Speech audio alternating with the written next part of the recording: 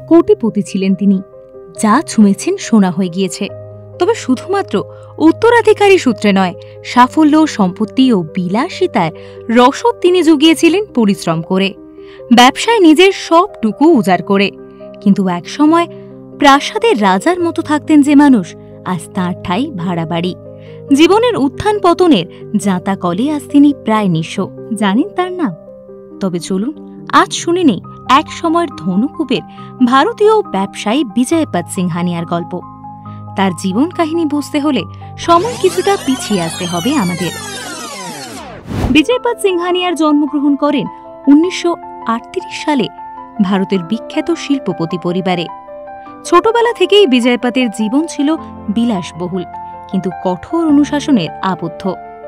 এক সাক্ষাৎকারে তিনি জানান, ব্যবসা নিয়ে ছোটবেলায় বিশেষ উৎসাহ ছিল না তার। তার বাবা লালা কৌশলপত সিংহানিয়ার নির্দেশেই ব্যবসায় প্রবেশ করেছিলেন তিনি। 1944 সালে সিংহানিয়া পরিবার ইডি সাসুন অ্যান্ড কো কোম্পানির কাছ থেকে রেমন্ড কিনে নেওয়ার পর বিজয় সিংহানিয়ার বাবা এল.কে. সিংহানিয়া প্রথমে রেমন্ড গ্রুপ পরিচালনা করতেন।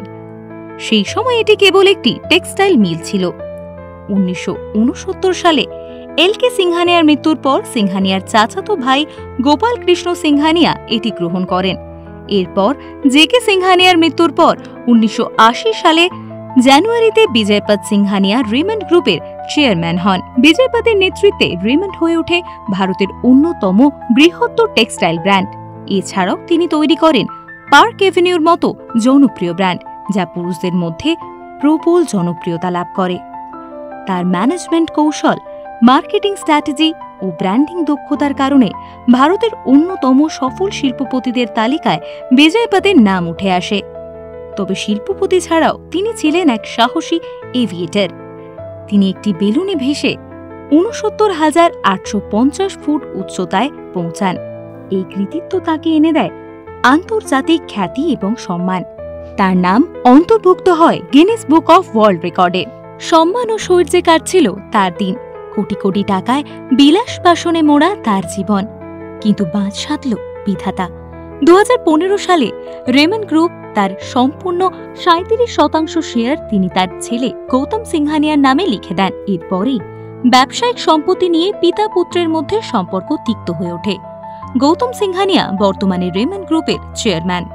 বিজয়পত দাবি করেছেন তাকে ত্যাগ করেছেন তার ছেলে।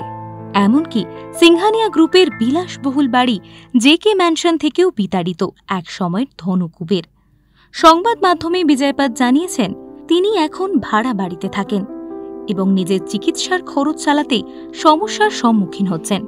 কিন্তু বিজয়পত সিংহানিয়া তার কর্মজীবনে অসংখ্য পুরস্কার ও সম্মানে ভূষিত হয়েছেন। 2001 সালে উড়ান ক্ষেত্রে অবদানের জন্য ভারত সরকার তাকে টেনজিং নরগে ন্যাশনাল অ্যাডভেঞ্চার অ্যাওয়ার্ডে ভূষিত করেন। 2006 সালে তিনি পান ভারতের তৃতীয় সর্বোচ্চ বেসামরিক সম্মাননা পদ্মভূষণ পুরস্কার। বিজয়পত সিংহানিয়া ভারতের এক সফল ব্যবসায়ী, কিন্তু তার ব্যক্তিগত জীবনের টানাপোড়েন আমাদের শেখায় পারিবারিক সম্পর্কের গুরুত্ব। একদিকে বিশ্ব রেকর্ড গড়া শিল্পপতি, অন্যদিকে পুত্রের সঙ্গে সম্পর্কের ভাঙনে ক্ষত বিক্ষত এক পিতা। বিজয়পতের জীবন জুড়ে ফুটে ওঠে এক বিস্ময়কর দ্বৈততার চিত্র। ভিডিওটি ভালো লেগে থাকলে লাইক, শেয়ার, কমেন্ট করতে ভুলবেন না। এরকমই আরো অনেক ভিডিও দেখতে নজর রাখুন আমাদের চ্যানেলে।